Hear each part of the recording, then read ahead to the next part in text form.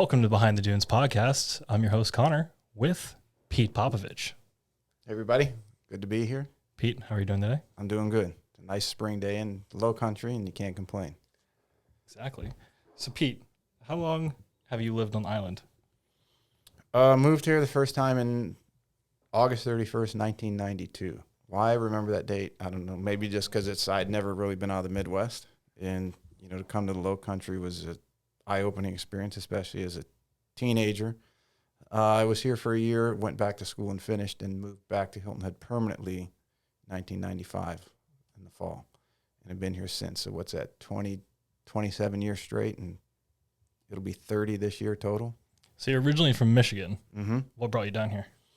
I did an internship at Sea Pines. In fact, the odd thing was maybe it was by chance or divine intervention. I was supposed to go to Arizona that year for an intern, and then that fell through, and then Colorado popped up for that summer, and then they wanted me to stay, which would have been into the next semester at school, and I didn't want to sit out the second half of the semester, so I went back to school. I was off that summer, and my dad and I were looking at the list of places to go, and Hilton Head was one, and I had never been here. I said, it's either Hilton Head or Atlanta. I knew I wanted to go somewhere warm.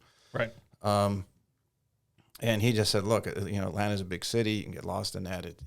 Being in Detroit or outside, growing up just outside of Detroit, he said, why don't you try Hilton Head? What do you got to lose? And I did, and knew nothing about it outside. It was an island and a lot of golf and beach, but it ended up being great. I mean, I basically haven't left since.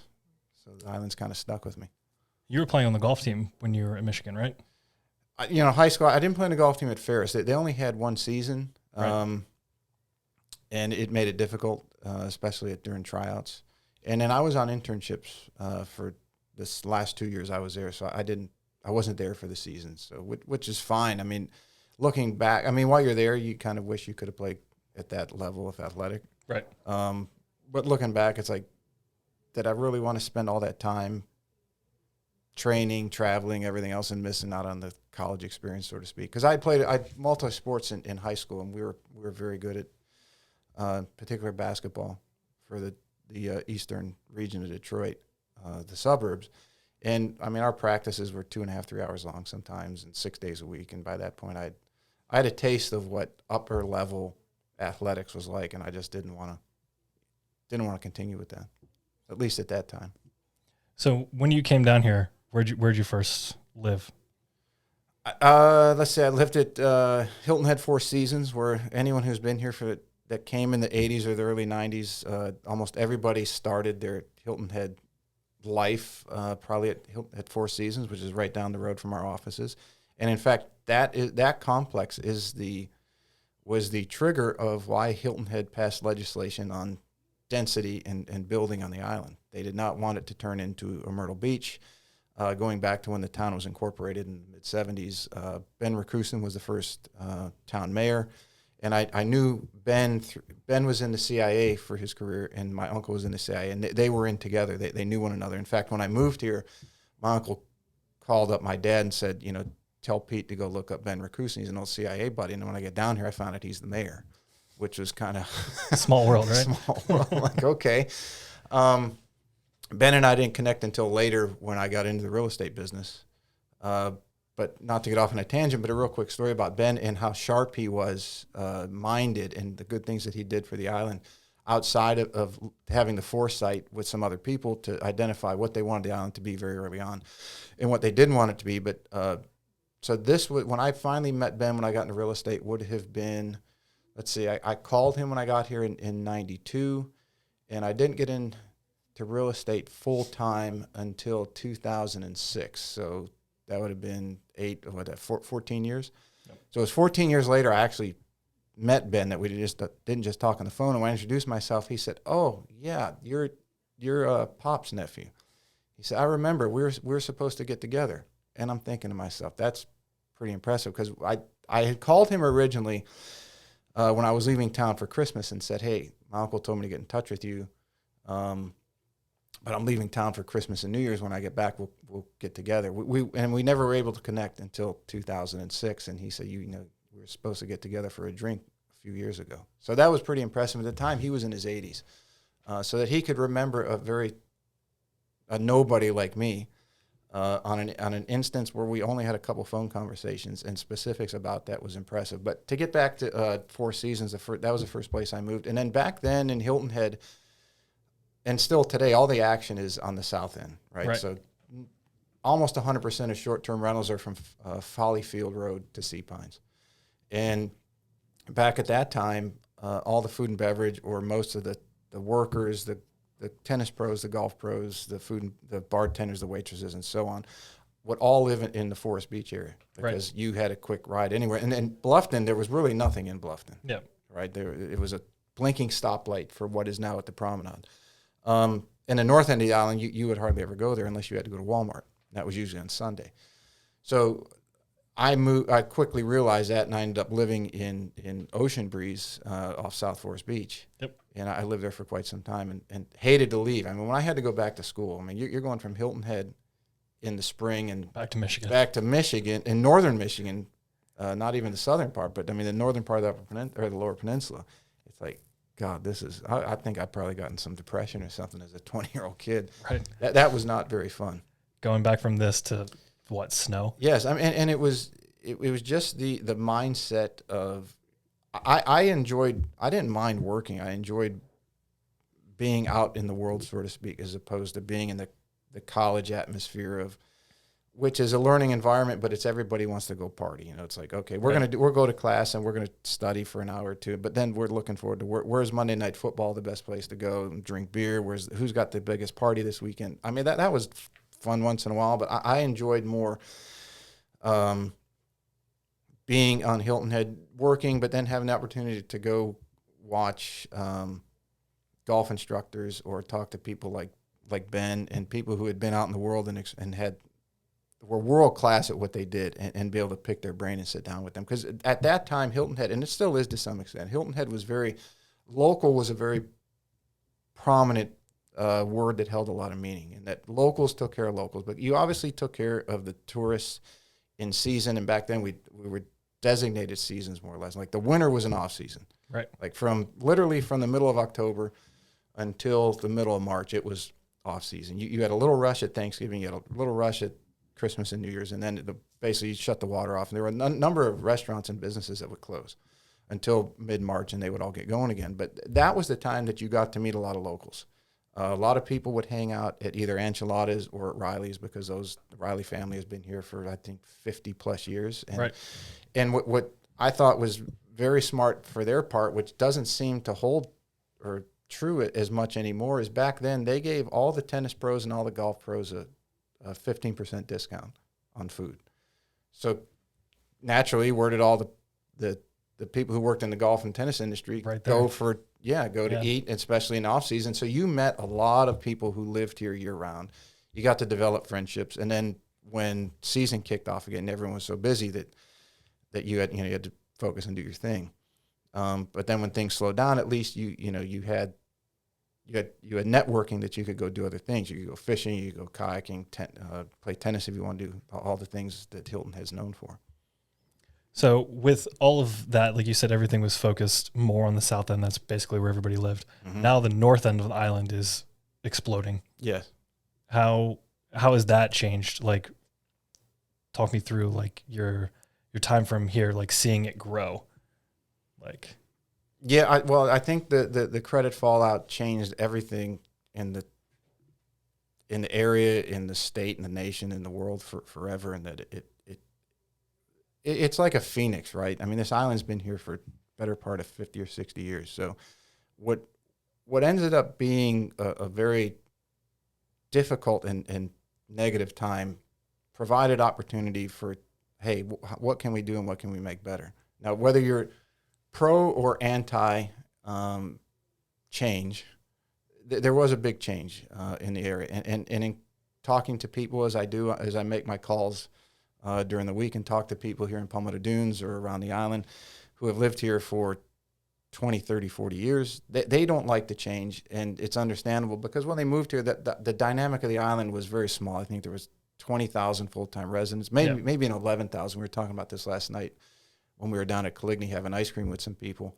that it used to be 11,000 full-time residents. Now, I mean, everyone said 33,000 for the last 20 years, but it's got to be pushing 50,000 now. But everything was much, as I said, there was off-season. It was much more local, to use that term again.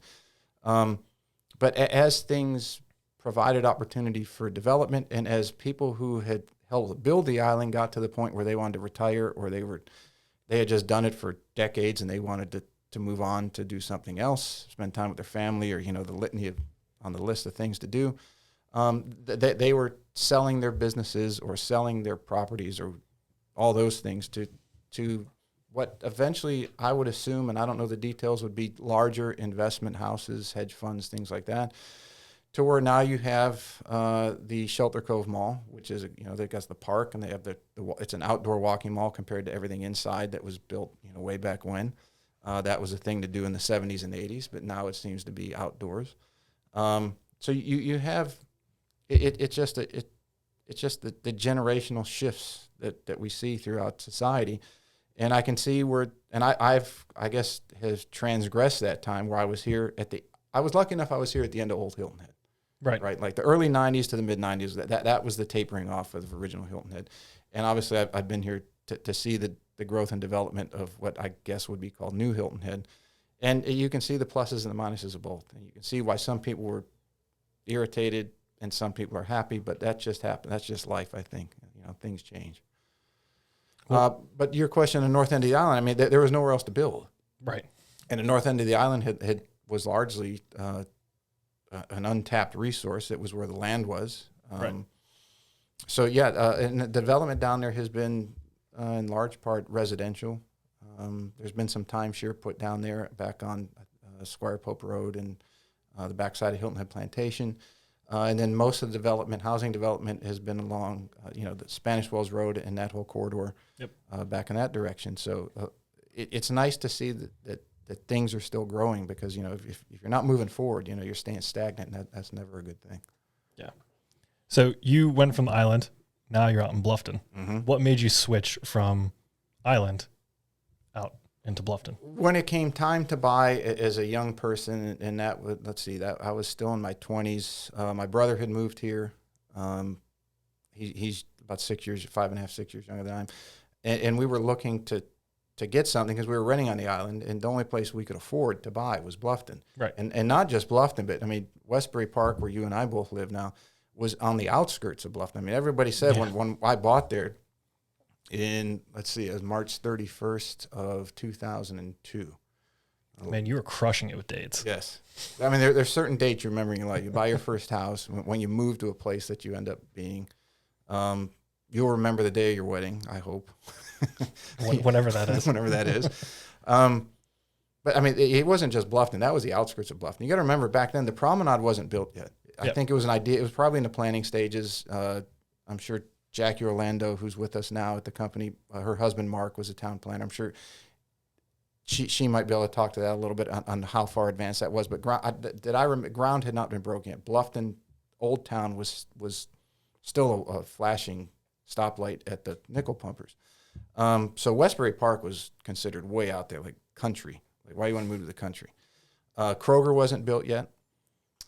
Food Lion, I think, had just been built in like the late 90s. That was the only thing out there. Once you got past the Scottish Mill Shop, which now is sold, which is amazing. I mean, that place has been here. It's been here as long as I have, so over 30 years. The place sold? Yes. So moving out to Bluffton, that was the only thing we could afford. Right. So that's where we moved to, and now it's like that's the epicenter as development has gone that direction of. So I think that when 10 years ago, the epicenter of development in the southern part of the county, which would be from Hilton Head to the Broad River Bridge, was at Moss Creek. It had moved off island, and now I think it has gravitated all the way out to Westbury Park. Where do you think the next hub of development will be, whether it's in Bluffton and Beaufort, Ridgeland, Hardyville? Do you think anything is going to start amassing there, since there's not many spaces left on the island to build? If any, you can't really build more island. We're not in Dubai. The Bluffton's starting to fill up. The growth is exponential. Mm-hmm. Where do you think the next big I think personally, I think it's going to be Ridgeland, because that's considered what country would be now. And Yeah. in talking to some people whose families have been here for 80 to 100 plus years, because Ridgeland, and I've sold some houses up there to some very good people, and going up there a number of times, Ridgeland has already started seeing the growth. I mean, it's been happening for 10 to 15 years. It might not be as accelerated because it's not, it's kind of on the outskirts so far as Hilton Head is concerned, and maybe even Beaufort. It's from Hilton Head, it's about, depending where you go in Ridgeland, Jasper County, it's about 20 minutes, 30. From Beaufort downtown, it's probably 15.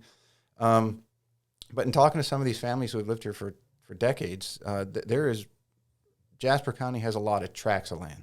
Right. 500 acres, 1,500 acres, and larger. And a lot of this big money that's coming into the area is buying up these tracts of land. Now, whether they're going to sit on them and use them for hunting, fishing, retreats, what have you, is still up in the air. But I would have to imagine at some point a lot of that area is going to get developed. It's going to be interesting to see it grow.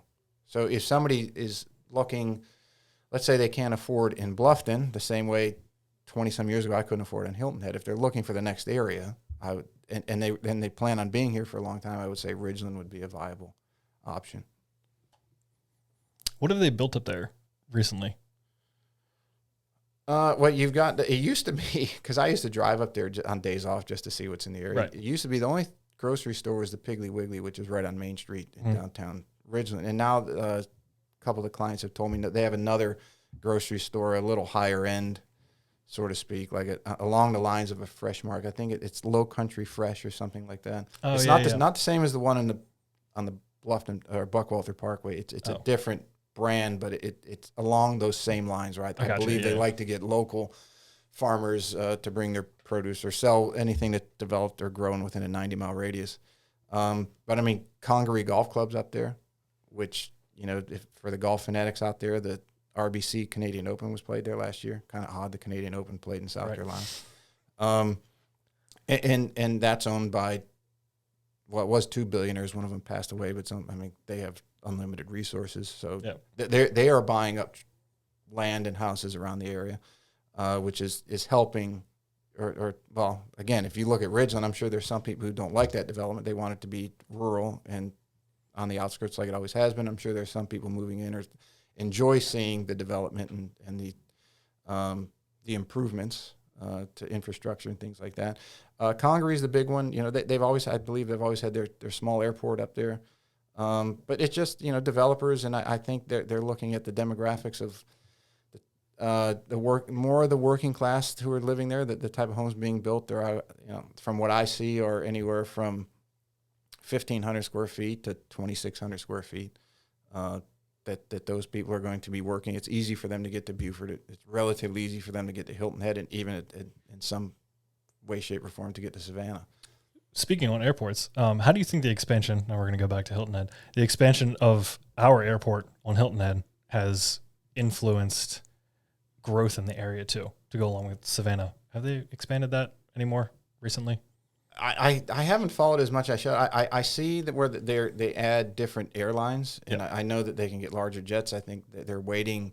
The rumor was, there was the old church, which is across the street at the end of the runway, and that was one of the reasons that they couldn't have the expansion, I guess, with FAA regulations and all those things. I don't know details about that, but and I heard that the younger people in the church, as we get into, again, generational changes, younger people in the church didn't mind having the town or whoever was going to buy that property and then moving them to another property at no cost to them, so that would able to be utilized. But it was the older old guard that didn't. Obviously, they grew up and that's their church, and they don't want to have it taken from them, which is understandable. But I think that opening Hilton Head Airport, making it larger so more planes can get here direct, the easier you can make something, as Amazon has shown, and a lot of things, Walmart on everything online and ship, the easier you can make something, the more people are going to gravitate towards that. So if they don't have to fly to Atlanta, they don't have to fly to Charlotte and then fly to Hilton Head. If they can fly here direct from Boston or D.C. or Pittsburgh or Philadelphia and New York and New Jersey, I think that they will gravitate towards coming here more. Not that we need more people. I mean, since COVID, we've had a mass influx of Mass influx. people. In large part, I think, because our restrictions were limited because we're an outdoor. Most of our activities on Hilton Head are outdoor. Yeah. And it's not as clustered as if you were living in New York City Correct. or Boston or one of those major cities. Mm-hmm. Now we're going to go back to Ridgeland with Congaree. Did you go to that tournament? No, I wasn't feeling good when that tournament happened. I don't know if it was bad allergies or what it was. My brother did go, and a bunch of friends of mine went, but I have been up there. I have played it. It's an amazing place. I mean, you drive in, and as beautiful as the drive to Belfair is, Congaree is that plus. Yes. And it's really, have you been there? Yeah. I went to the tournament. Okay. And the trees, right? Yeah. The trees of Belfair are beautiful, but those, Yeah. and I've got a book on the history of Belfair. And when they built the plantation house, and I mean, that old plantation house and that drive was planted roughly 70, 80, maybe it's going to be pushing 100 years ago. The trees at Congaree, because I asked the pros there, and they told me they had an arborist out, and they ballparked those trees at 260 years plus. So you can just imagine it's almost 2 times, pushing 2.5 times the age on a live oak. And I mean, the diameter on those oak trees has got to be 12 feet, maybe more. There's some 14, 16 feet in diameter. Yeah. And it's just, you can't replicate that, only time. No, it was awesome walking around and just watching that tournament. I thought it was a great place. And the history there, I mean, they preserved that original clubhouse. So when you're coming up the main drive and you're looking at the old plantation house. Yep. That was the original house. I don't know how many people know that, but they had moved that from Ridgeland with horse and carriage, I guess. I don't know how they moved that entire house with horse and carriage, but they did. That's crazy. And then directly behind it is the, not to ruffle any feathers, but it's the history of the place. It's the old slave quarters. Right. And they kept that as a testament to the people who worked there and lived there. And then there is a small cemetery, as you know, and I asked them, I said, well, what's the cemetery? And they said, well, that was all the hunting dogs for the property. I said, they have a cemetery for hunting dogs. They said they valued their pets, right? And because it was a hunting plant. It was hunting, I believe it was rice, and I can't remember the other. Obviously, in the South, it was going to be cotton and might have been indigo. But supposedly, the rumor was that Congaree did that to help out, obviously, the PGA Tour, and it was good for the local area. But the rumor is that they're vying for a President's Cup, and they wanted to see how they would handle a tournament. Number one, obviously, the PGA Tour is not just going to arbitrarily give somebody who's never had the experience of having a tournament on their property. They're not just going to say, "Oh, hey, go ahead and take one of our marquee events." So it was a kind of a test for them, what infrastructure they need, how much more they need to put in, and then from what I heard, some of the feedback was it was going to be more than they wanted to get into. Not that financials are an inhibitor, but I've heard both ways. I've heard no, they're going to pursue it, or no, they're not going to pursue it. But I mean, they definitely have the property. They do. I thought it was pretty interesting when you got there. You actually parked in this field across the road, and then they'd stop the traffic. They've like groups, hundreds of people go at a time. You climb these steps, and then you're basically right there. I think it was like the 4th or 5th fairway. And then you'd cross over, and then that was like the entrance point. And then they had their like a different entrance point, maybe at like the front of the property, but that was for like VIPs, players, stuff like that. So it was just kind of weird. Like I'd never been to a tournament where you basically entered and it was like you were already right there on like the 4th, 5th fairway. As we're getting, Augusta's coming up next week. The first time I ever went to Augusta was when I was living here as a kid. And I mean, this is kind of a funny story. The 278 corridor back then did not go out to 95. The DNR did not allow it. There was a big struggle over that for many years, and then eventually it got approved. So back then, when you went out to 278, you had to go either towards Savannah or towards Buford on 170, and you had to go back roads all the way to, the back roads to the river plant. Right. And then you usually went up through Tillman, and you go back road to the river plant and then come out on the other side. But I got it. So back then you could also buy tickets at the gate. They were $20. So I get up and I'm thinking to myself, well, I don't want to drive all the way to Augusta. It's 2.5 hours away, and have them be sold out. So I think I got up at something like 4:30 in the morning. Oh boy. And I get up there and I get lost. And back then there was no GPS, there was no phone. So you stopped at a gas station and they didn't know it. So somehow I found my way to where I needed to be. And then but the story goes about what you just said, where you walk into the golf course. And when I get to Augusta, I got no idea where I'm going. Right. So I find, hey, park here, and, $5 you can park all day. Okay, fine. And then I go into one of the gates, and where that gate was you came out at the 5th hole. So my initial visit to Augusta was walking out to the 5th hole. But still, you're still in awe. You're like, oh my God, this is, it's green heaven. Yeah, it's wild. And it's the thing about Augusta that nobody realizes. There's two things when everybody goes to Augusta that they say, because I've been 24 times and have taken people and watched this. They cannot believe how manicured it is. And everybody on average will bend down at least 3 times in the day and touch the grass because they think that can't be real. It's just too perfect. Yep. And the second is the big one is how hilly it is.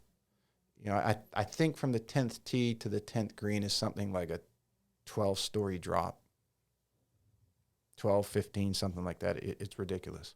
And you can't really get the grasp of that when you watch it on TV. No, and 18 is dramatically uphill. And everyone was making a big thing about Tiger going to Augusta this week, and that was a practice round. And Tiger doesn't do anything that's not calculated. So, and I'm sure he was going up there to test to see if his leg was going to be able to do it.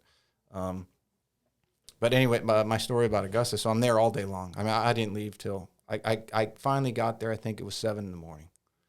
I'm there all day long because you're just in awe.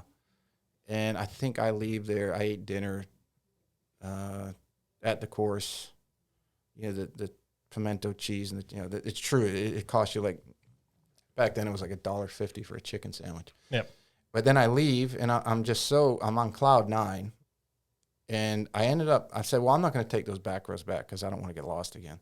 I want to get on the interstate because you could go the long way. You could take 20 to Columbia and then Columbia down to 95. So I get on 20, and somehow, some way, I go the wrong way.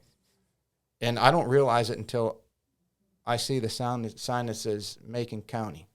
And Macon County, that's Atlanta.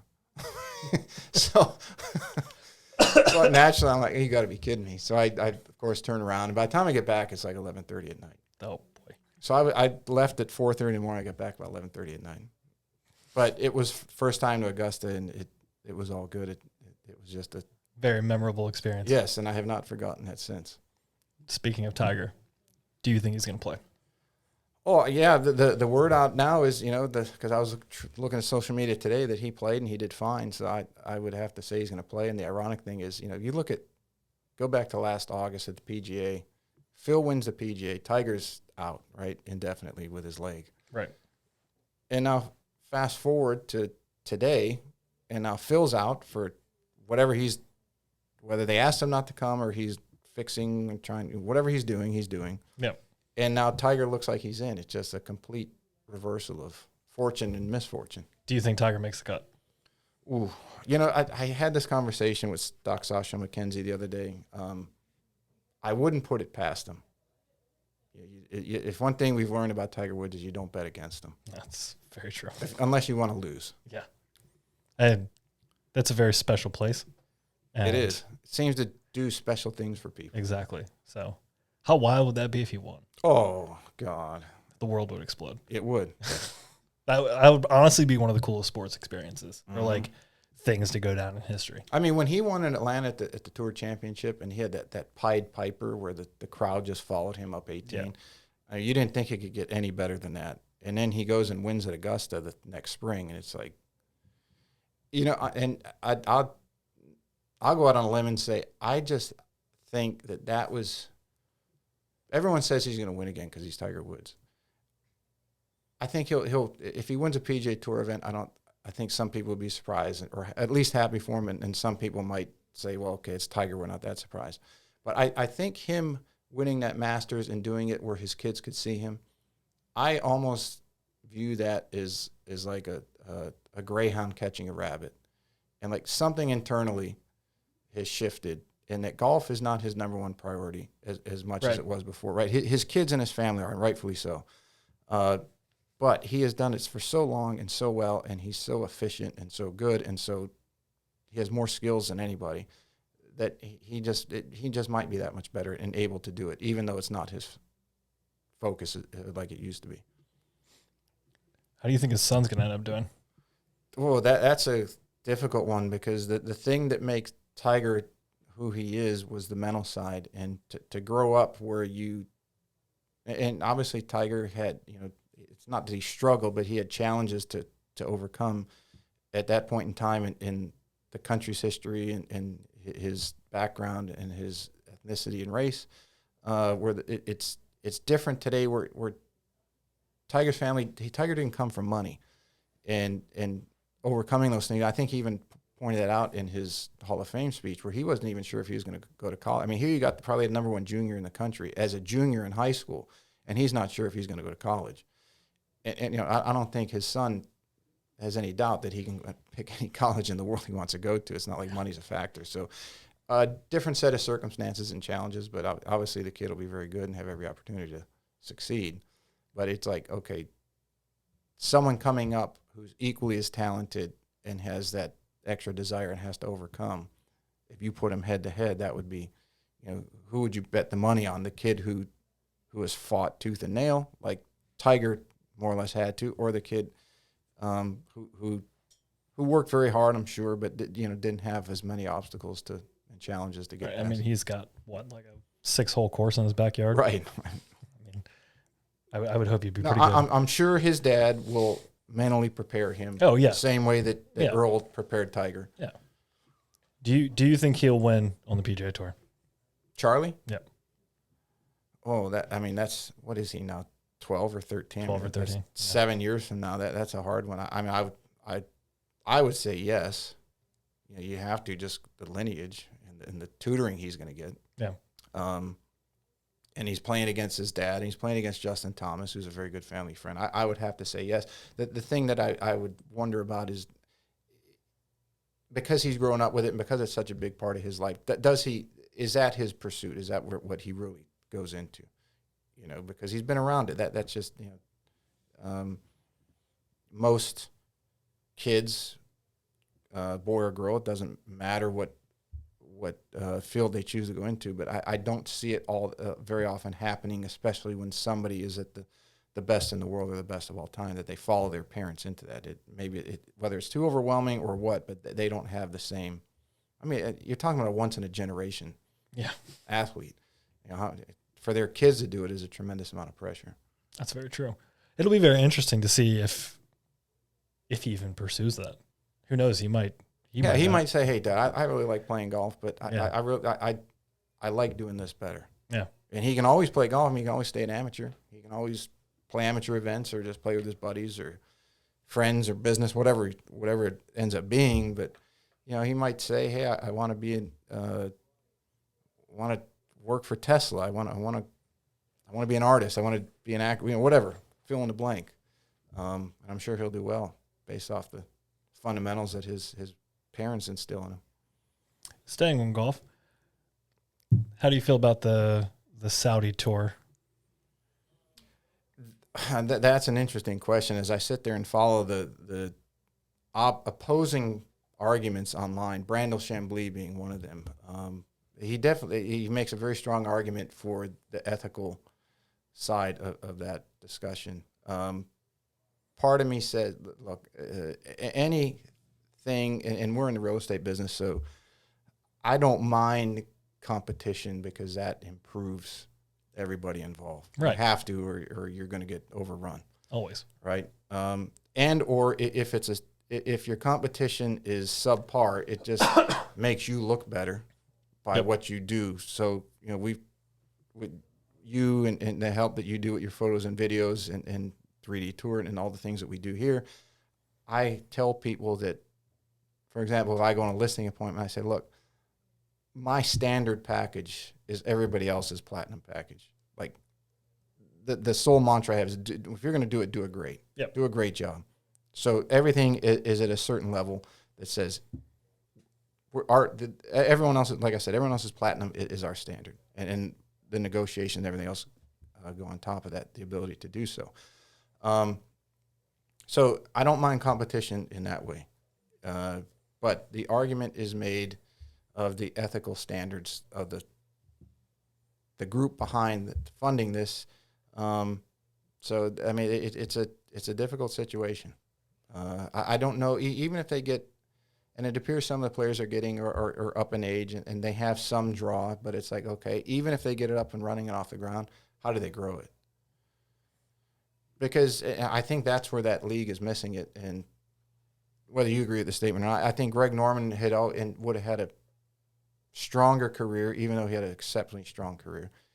If money wasn't his, it seemed to be at least that money was his driving factor, or simply success that would allow him to achieve finances. And I'm not saying it's wrong. I'm just saying that's what it appeared to be, that it wasn't just winning for the sake of winning. Right. Take Tiger Woods, as we were talking about him, for example. Tiger Woods had one goal in mind, was to win more majors than anybody else. Yep. And the fact that he is worth arguably $1 billion, and he's gone through all his surgeries and everything, and he's still trying to win. It has nothing to do with the money. He has more money than you could probably ever more spend money in a lifetime. He probably has toilet paper made out of $100 bills. So, and so does Greg Norman. But if you were going to do something like that, and why I came up with this opinion is they're offering people a lot of money, and you don't ever do anything extraordinary or great solely with the fundamental thing being finances. You know, people have got to want to come there for other reasons. I don't think Steve Jobs built Apple simply because he wanted to become a billionaire. I mean, the guy went from having 1,000 to 100,000 to 1 million to 10 million to 100 million in like 5 years. So and that was well in advance of them ever developing iPods and iPhones and all the other things that they did. So I just don't see money as being the number one motivating factor in anything that changes the entire dynamic or the entire paradigm, which seems what that Live Tour is attempting to do. That's the name of it? Yes, LIV. I don't know what it's, something investment. I don't know what the name, but they're adamant that it should not be called the SAL, Saudi Arabian League. So have they had anybody like actually sign for it yet? If they did, they've kept it very quiet. Which, the whole Phil thing, I think, he was. This is a 10,000-foot view. I think Phil was kind of being employed as the recruiter, right? And I think he just kind of got too far ahead of himself, which is unfortunate for him, fortunate for the others who might have committed verbally but never signed anything. And there were rumors on who it was, but it never got out. They were offering people like set salaries, right? Basically, like, yeah. I saw somewhere like they offered DeChambeau like $130 million. Mm-hmm. Like now, his camp says that wasn't true. So, I mean, you're never going to know. But I think they were. I think it was. They had a lot of different things that they changed. Something the effect of they would end on Saturdays instead of Sundays, or a lot of different. I think tee off a 1 in 10 to make things fast so that they could get done in shorter times and enjoy. I mean, I agree with making the round shorter because some of those events take forever, and you got like your notorious like 10 or 15 guys that are just slow as snails. Mm-hmm. But yeah, I don't know about changing the whole. But yeah, I'll tell you the interesting thing between golf, as we're talking about golf, and Hilton Head is Hilton Head. The main attraction in the old Hilton Head had always been golf. Right. Golf courses, world-class golf courses. I mean, there's a golf course like every block. I think basically. there's 27 golf courses on Hilton Head, 41, might even be more now. Well, now that they build up, that's actually Jasper County, but we'll incorporate the 278 corridor. I think there's 45 golf courses on the southern half of Beaufort County, which is pretty substantial. Yeah. But getting into the mid and late 90s, as things were changing and everything, tech was starting to, or it already was changing people's lives, and time was becoming so much more valuable. I think golf has obviously slipped down. The number one attraction here now is the beach. It's true. And pickleball. Pickleball is growing. Pickleball's making a huge run. Huge. Have you played? No, but it's over. I was over here in Palmetto Dunes at the community center the other day, and I mean, pickleball had taken over almost half the tennis courts at the tennis center, and they were packed. Yeah. They had like a national event or something here, or they have one like every year. It was crazy. Well, you can see why if you look at demographics. Tennis, even if you're playing doubles, there's a lot of running, lateral movement, back and forth, and that takes its toll on the joints, especially at the age of some of our people who live here as they're retired. And I think pickleball allows them to continue to get outside, physically active, but not have the court's like what, half the size or not even. Yeah, because you can basically play golf until you end up not being alive anymore. Mm-hmm. And pickleball is way more accessible than playing tennis while still having tennis-like qualities. I haven't played it yet. I think it looks pretty fun. John's apparently going to start playing.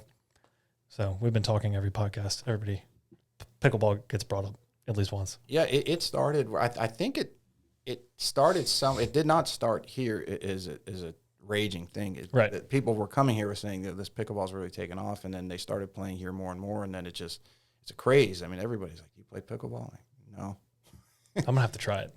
Get Corinne out and we'll try pickleball. Mm-hmm. You take Eileen.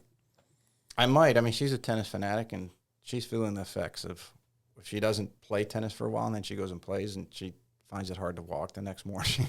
I mean, right now, I haven't played golf in a couple of weeks. If I go try to swing a club, I'm going to feel it too. Yep. So, Pete, we got on a little tangent talking about golf, as we're both golfers, but you're a student of economics as well.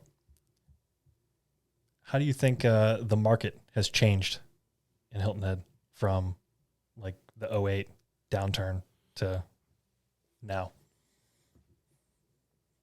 Because of the age of the island and the properties and the changing dynamic of society in general, where, as we mentioned a little bit earlier, that technology has obviously made a huge impact on everybody's lives. What I found, and I write multiple newsletters, one for the ocean-oriented area in the first 5 rows here, so the highest end market, and then in the middle range market, the family market in Bluffton. What was found was as Hilton Head was coming out of the recession, and it started obviously with investors buying rental properties, small rental properties on Hilton Head in the south end in the 100,000 range, and then from like 2009 until 2012, that price point went up every year. So 100,000 to 250 to 500, and then it got to about 700, and it started to slow down a little bit, but it kept increasing until about the million and a half mark. And everybody was expecting. We use Palmetto Dunes as an example, since I'd write a newsletter for that area.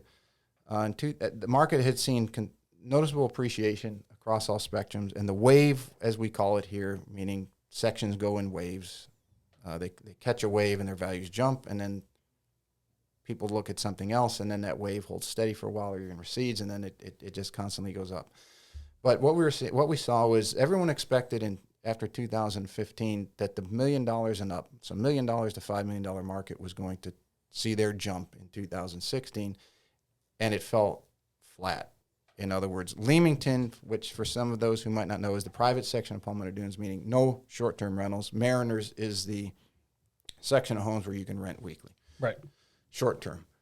So in 2016, and I might have my years off just a little bit, so if anyone checks this, fact checks, I might be off by a year, but Leamington outsold Mariners for the first time in the history of the island, 50 years.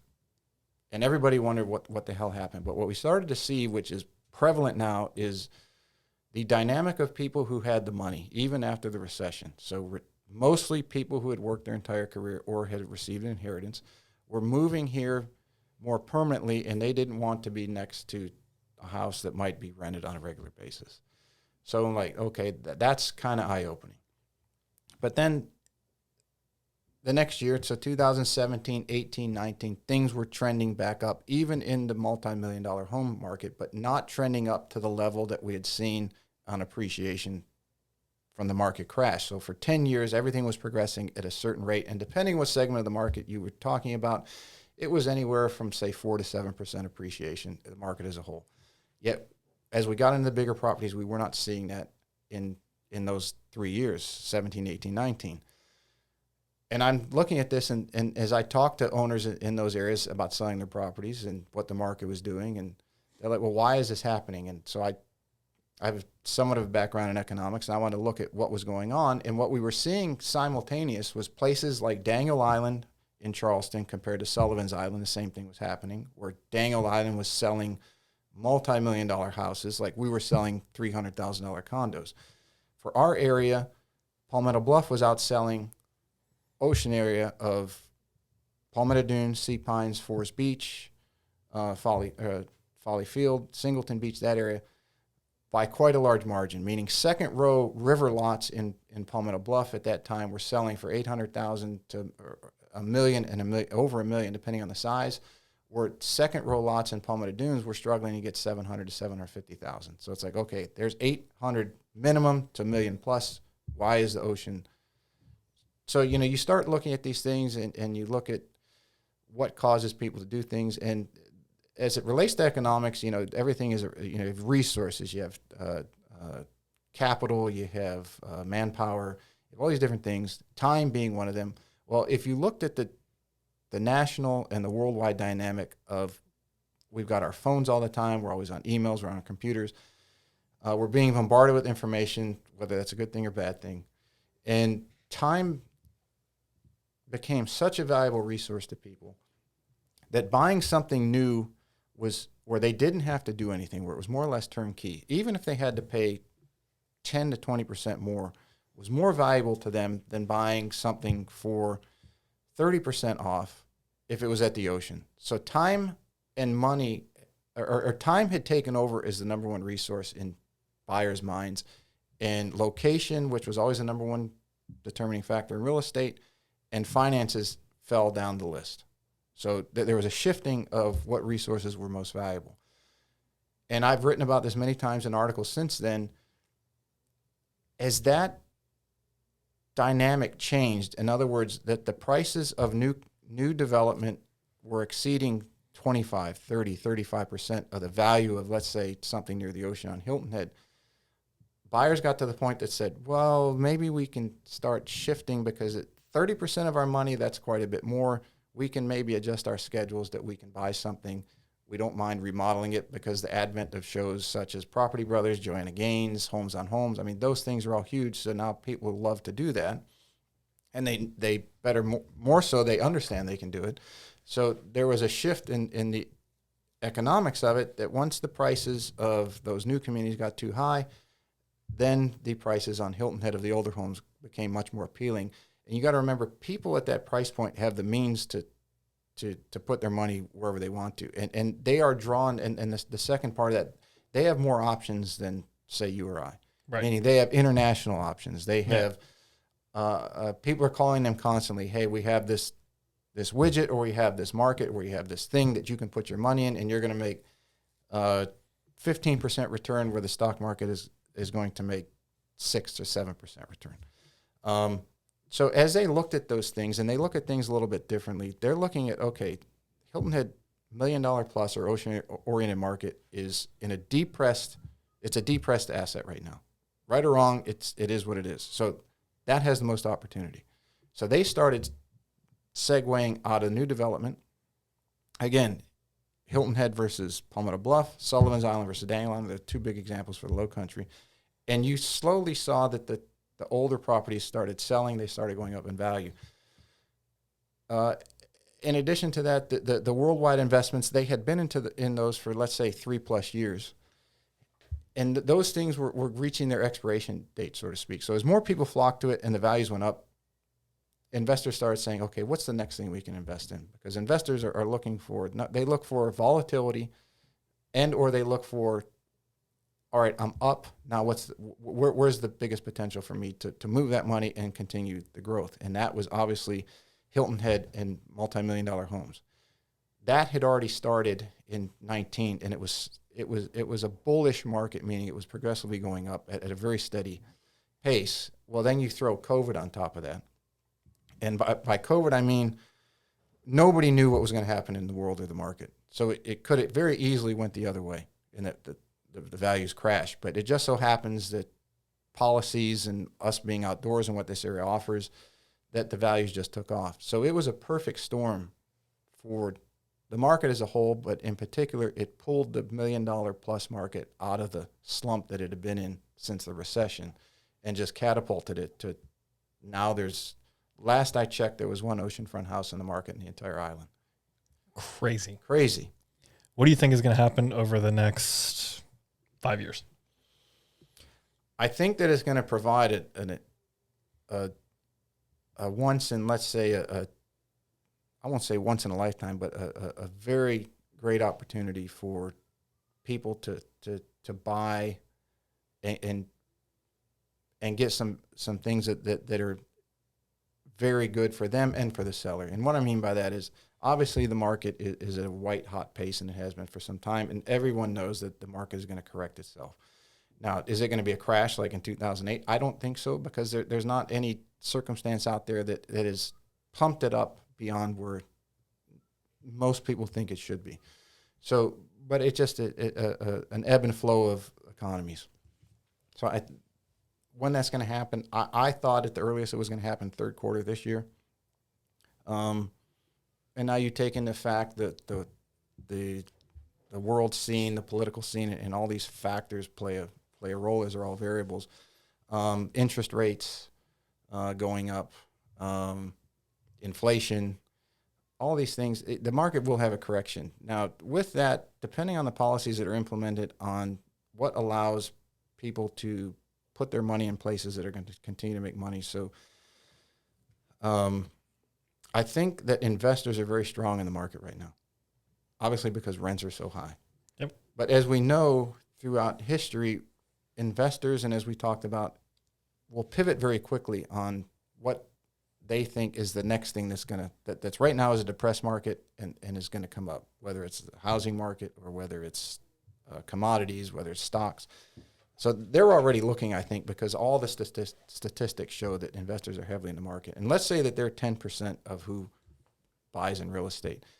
If the top 10% shift and they move their money out, well, the next 10 or 20% are going to, I think, will have a pullback just because they're saying, okay, if these people are really researching this and they're putting their money into something that will make money, why are they moving it out now? Whether the reason is because they can make more in something else is irrelevant. The ripple effect, I think, will be that the market itself has a slowdown.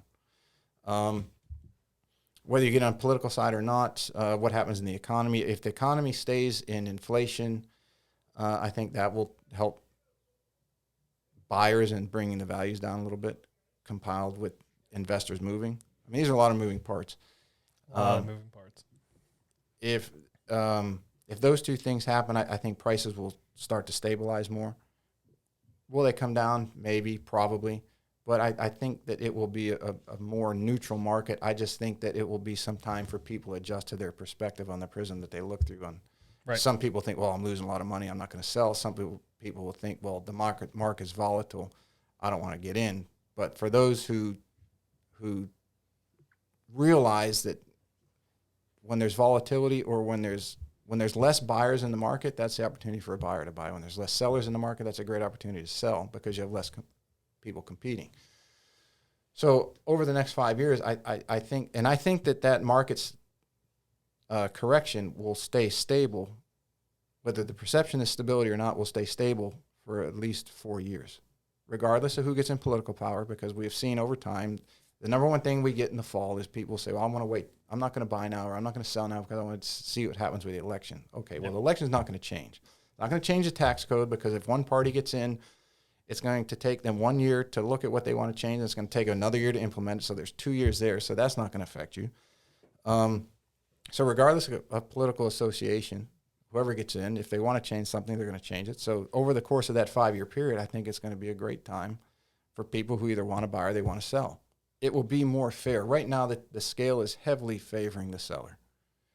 And so much so that sellers have gone to saying, we're not taking appraisals, we're not taking repairs. Inspections.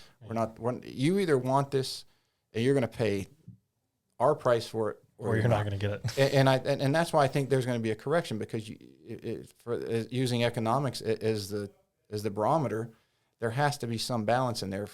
Otherwise, if once the scale gets tipped too much one way, it's just going to tumble.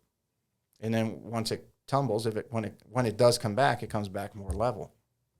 I've thought that the 2008, 17, 18, 19 market was extremely stabilized. Things were moving upwards at a fair level. It was a great time to sell, and it was a great time to buy. As we wrap it up here, I'm going to hit you with some rapid fire questions to finish this off. Uh-oh.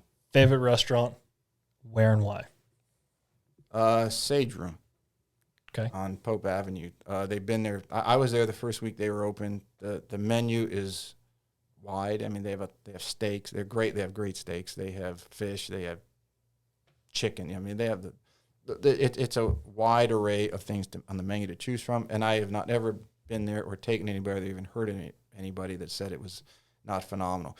You can sit at the bar. You can sit at the counter where they're cooking everything basically right in front of you. You can sit in, they have private rooms, they have everything. And it's like most great restaurants on Hilton Head, where it sits on the backside of a parking lot where most people don't even know it's there. I'm not going to lie to you. You been? I have not been. I know where it is now, but if you had asked me this question a year ago, I would have been like, I have no idea where it is. Because you're right. It's in one of those places that you wouldn't think. Yeah, I mean, if you look at, so my list, if I could give a top 3 to 5. Go ahead. Sage Room, Alfred's, what's Amanda? Pomodori's. I know I'm leaving a couple out, and I know their owners are going to kill me if I don't say them. Please forgive me for going blank. I'm on the spot on camera. But those are just a few, and all of them are on parking lots. Yep. You wouldn't even know they were there. All right. Favorite golf course? Oh. Give me a public and private. Public would probably be obviously Harbor Town. I'm sure everybody's going to say that. This would be odd, but a close second is where I play quite a bit. It's Old South, just because it's. I love Old South. I mean, everyone plays there. They have fun. The staff gets it. They have had locals play there. They have the same staff. They know what they're doing. They know who they are. They don't try to do something different. You have 3 holes in the woods, 3 holes open, and 3 holes on the marsh on both nines. And it's just a fun place to play golf. Everybody's always, I mean, that whole thing is to have fun. Private golf course would probably be, without a doubt, Old Tabby Links on Spring Island. That's just a very special place. And I know the history there because I worked there back in the mid-'90s. So that's a very, it's like that place was just meant to happen based off of their story. Favorite place to take your significant other on a date? The beach. Okay. I don't know if it gets more romantic than the beach, whether it's sunset or sunrise. Okay. Best activity that is not golf? Oh. Well, if you look at the ratings online, I think zip line is the number 1 activity. But for me, if this thing was my thing to do and it's not, I would probably say the fishing around here. You can go deep sea. There are so many creeks and rivers around here. So many places to fish. You can go fish. The deep sea thing, I just don't like to be seasick. Okay, so that was another question. Beach or boat, but you don't like to be seasick. Yeah, I like my feet to be on stable surface. That's John's number 1 question. Beach or boat? Yeah, no doubt. That's an easy one. That's very rapid for me. We don't really have any sports teams around here. Savannah Bananas. That's true. Have you been to one of their games recently? No, I can't get in. Dude, they have absolutely blown up on social media. It's ridiculous. And I watched, it was on YouTube, it was about a 20-minute documentary, I think, maybe it was 15, about the guy who owns them. Yeah. And I can remember when he bought them, and we heard, because I was in Savannah playing the Savannah Golf Club, and the guys over there, families have been there for generations, and they're like, Savannah Bananas. What kind of stupid thing who is going to go see Savannah Bananas? That was my thought when I heard the name. This is the South, man. They like tradition. No one's going to go, and And you can't get a ticket. Yeah. It's almost like a year in advance. But evidently, I mean, that guy studied a lot of Walt Disney. He studied a lot of Barnum and Bailey and what makes people. They're basically right now during like the spring league, they're like the Harlem Globetrotters of baseball. They do it's basically like a show. Mm-hmm. And the rules, like I think the games can't go over 2 hours. Like, so you're not just sitting there like, normal baseball games take forever. Right. So it's pretty interesting. And then when they play their real league, it's actual like real and you baseball. have the history of that field. I mean, that field goes back to 100+ years. Yeah. Ty Cobb and all the old timers. In fact, I had an uncle who played for the Yankees and they played for the Angels when they expanded. And I called him up and said, "You ever play at that field in Savannah?" He said, "No, but everybody when he was younger had always talked about it." And he said that was a lot of guys wanting to go play there just because of the history of the. They're getting a pro hockey team In Savannah. Mm-hmm. It's like pro NHL or like pro like UHL? Yeah, ECHL. So NHL, AHL, ECHL, if I'm not mistaken. I think it starts this winter or the next. They're building an arena for it. I can imagine that Savannah has seen a tremendous amount of growth like Bluffton and Hilton Head have. Yep. So I would have to say that it's not like people are moving from Texas or Alabama just to this area. They're moving from the north, and hockey has got it. That's always been. I grew up playing hockey. Hockey is my favorite sport besides golf. I mean, if you look I'll at definitely go to those games. If you look at where most of our visitors and eventually residents come from, it's the original 8, the hockey teams. I mean, you got Boston, New York, Detroit, Chicago, Philadelphia, and then you even get up into Canada with no Philadelphia. It's Toronto, Montreal. Toronto, Montreal, right? So those areas come this way, and I'm sure that makes total sense. Yeah, I'm pretty excited for it. Definitely going to go to a game. Season tickets too. I don't know. I haven't looked into it. I'll go. I mean, I growing up in Detroit, I didn't go to a Red Wings game until 4 years ago. Really? Well, it was such a hard ticket to get by the time I was true. able to go myself. They were a powerhouse in the 90s, early yes. 2000s. Iserman and Fedorov and Brendan Shanahan. Yes. Dominic Hasek. And when I was playing, like I said, I played a lot of sports in middle school and high school, and I just didn't have time to go to games. My dad wasn't a hockey. We would watch the playoffs, of course, because of Detroit, but there wasn't enough interest back then. We would go to Pistons games. We just didn't. And I knew hardly anything about hockey. As strange as that sounds. So, to wrap this up, last question for you. Are we going to have another car show at Westbury? Yes, next year. My man. It's the biggest event in the history of the community. That was a fantastic event. So, I mean, the challenge is we set the bar so high. It's like, now you got to do it again. How do we do it again? To wrap this up, Pete, plug your socials. Where can people find you? How can they get in touch with you?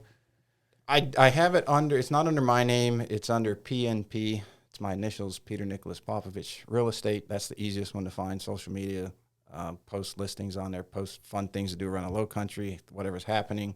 That's on Facebook, Instagram, Twitter. Peter N. Nicholas P. Real Estate. Drop a link down in the show notes for everybody. Cool. Awesome. It's been fun. It's been a blast. Also, check out Pete's podcast. It's great.